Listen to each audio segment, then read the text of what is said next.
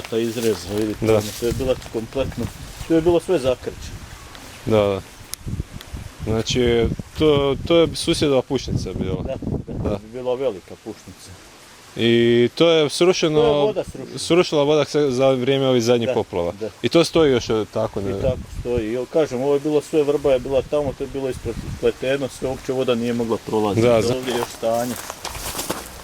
Vidite ove meandre u biti, znači nikad se ništa nije tu čistilo, reguliralo. Da, vidim da tu ima stvarno svakakvog i Da. smeća, i Da. taloga, i granja, šikare.